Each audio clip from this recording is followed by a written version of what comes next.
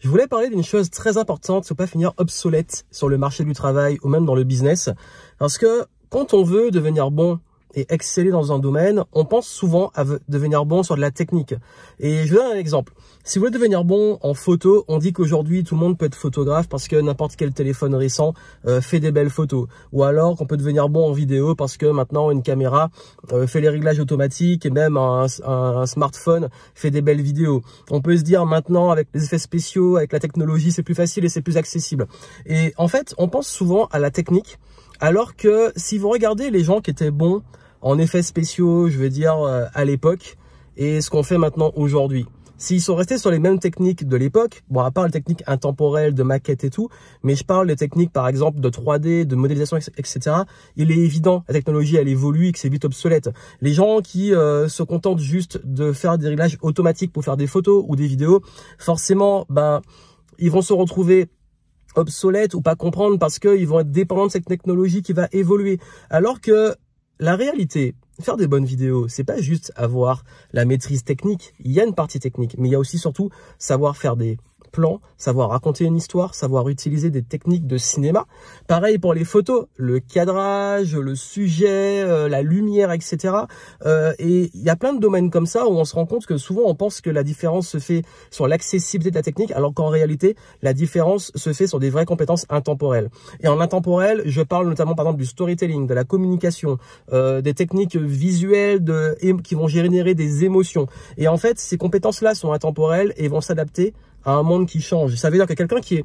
Je prends un réalisateur de film, si il est bon pour raconter des histoires et pour faire des plans qui sont puissants et maîtriser les codes du cinéma et savoir créer des émotions, savoir créer de l'impact à travers des histoires des films, peu importe la technique des films, et ils vont s'entourer justement des bons techniciens, etc.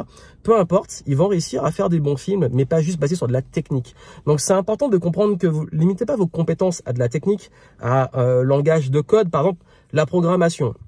Soit vous apprenez juste un ou plusieurs langages et ce langage-là, moins il sera utilisé, plus elle est obsolète. Soit vous apprenez l'algorithmique et savoir vraiment l'intelligence derrière le code. Donc tout ce qui est algorithmique, savoir coder et savoir s'adapter à n'importe quel langage informatique. C'est pour ça que d'ailleurs, dans beaucoup de métiers, plus on monte, par exemple dans l'ingénierie, les écoles d'ingénieurs, j'en ai fait une, en fait au début c'est un tronc général et après, généralement quand on est ingénieur, on peut s'adapter à différents domaines. Il y a plein de choses comme ça où on se rend compte en fait que finalement, dans la vie, on n'est pas limité qu'à des technologies, de la technique et des choses qui sont obsolètes très longtemps.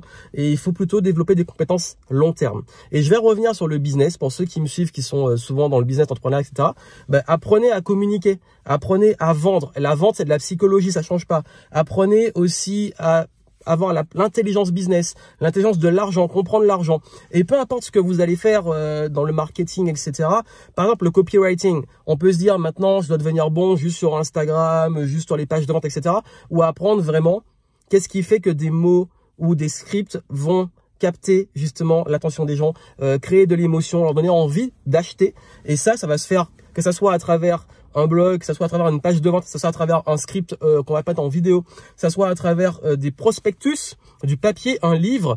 Quand on sait écrire des textes qui vendent, peu importe le format, on sait le faire. Quand on sait communiquer, parler en public, on sait le faire. Quand on sait vendre, peu importe le moyen de communication, on sait vendre. Donc n'oubliez jamais dans quoi vous voulez devenir bon, les compétences qui sont intemporelles et que vous voulez absolument développer en priorité. Et c'est là que vous allez avoir des résultats et surtout que vous allez éviter de vous retrouver comme beaucoup qui sont obsolètes parce qu'ils sont juste des techniciens ou parce qu'ils sont bons sur une technologie ou une méthode qui, dans quelques années, sera obsolète. C'était le message et continuez à vous former, mais formez-vous sur les bonnes choses. Bien entendu, vous pouvez vous mettre à jour, apprendre des choses, mais toujours sur des fondamentaux, des compétences intemporelles. J'ai fait une vidéo sur les compétences indispensables à développer. Allez la voir, mais je vais donner les pistes. Tout ce qui est lié à l'argent, à la communication, à la psychologie, à la vente, etc.